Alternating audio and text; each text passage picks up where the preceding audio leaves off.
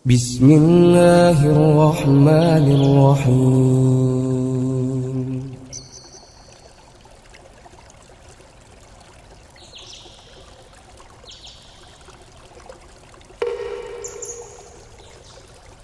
Mimpi 63, Clue atau kode gerhana bulan, 13 Mei tahun 2019.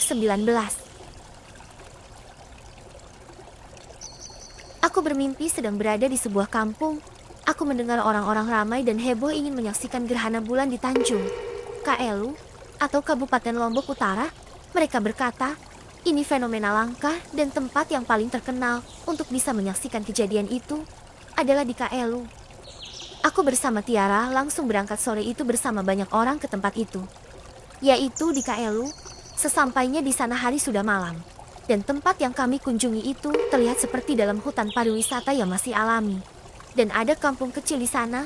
Penduduknya menyambut kedatangan kami dengan ramah. Mereka mengantar kami ke tempat yang ingin kami tuju. Seorang bapak yang memandu kami berkata, di sini adalah tempat terdekat yang paling bagus dan aman untuk menyaksikan fenomena ini. Dan bapak itu berkata lagi, ini sudah sering terjadi di sini di tiap bulan purnama. Lalu bapak itu pergi meninggalkan rombongan kami dan melayani pengunjung yang lain. Aku dan Tiara segera mengambil tempat duduk di sisi bukit bagian selatan. Dan aku melihat di bawahku ada jurang, dan di bawahnya ada genangan air yang berwarna putih yang beracun. Aku melihat ke bukit seberang. Pemandangannya sangat bagus.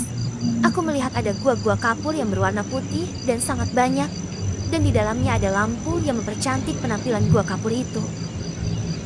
Lampu-lampu itu jumlahnya sangat banyak dan bagus menghiasi bukit itu hingga ke lerengnya bertingkat-tingkat. Aku berkata, sepertinya aku baru kali ini melihat ini dan aku tidak percaya ini ada di Kaelu. Serasa ini tempatnya di Bukit Kapur Madura. Aku merasa takjub sendiri melihat pemandangan ini dari seberang bukit. Aku melihat sudah semakin banyak orang yang datang. Dan aku melihat gua-gua itu banyak dikunjungi oleh pengunjung pada malam ini untuk menyaksikan fenomena langka itu. Aku berkata, kenapa kita di sini?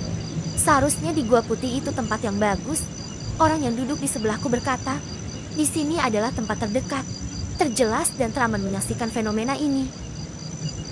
Tidak lama setelah itu, muncul dari genangan air putih berkapur dan beracun itu sebuah benda yang sangat besar berbentuk bundar dan seperti terbuat dari logam. Bentuknya seperti piring terbang. Aku melihat orang-orang di seberang bukit itu, banyak yang terjatuh ke dalam air yang beracun. Karena mendekati benda yang bentuknya seperti piring terbang itu. Mereka sepertinya ingin mengetahui isi benda itu, sehingga nekat terjun ke jurang. Aku melihat banyak sekali mereka yang terjun ke jurang. Benda itu bergerak dan terbang secara perlahan meninggalkan kubangan. Aku melihat orang-orang banyak yang tenggelam dalam lumpur putih beracun itu, dan mereka tersedot ke dalam kubangan dan ada juga yang berusaha keras keluar dari genangan yang mematikan itu. Aku kaget dan melongo melihat pemandangan ini, dan aku merekam piring terbang itu bersama banyak orang. Aku melihat ada semacam alat canggih seperti alat perang yang bergerak di sisi luar bawah piring terbang itu, dan alat itu menghasilkan suara yang menggema. Aku melihat dengan perlahan piring terbang itu terbang meninggalkan bukit ini, dan kami semua rata-rata merekam menggunakan HP. Piring terbang itu mempunyai lampu sorot di bawahnya ketika naik ke permukaan dan menyinari bukit sekitarnya dan terbang perlahan menuju angkasa. Tiba-tiba aku dikejar oleh satu sosok yang mengerikan. Aku berlari dan aku melihat ada sungai di depanku, lalu aku menyelam dan berenang terus sampai ke seberang.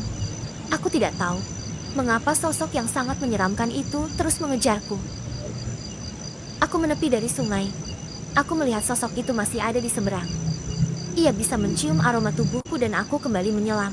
Aku terus berenang hingga aku sampai di sebuah masjid tua di pinggir sungai dan dekat hutan belantara. Lalu aku keluar dari air sungai.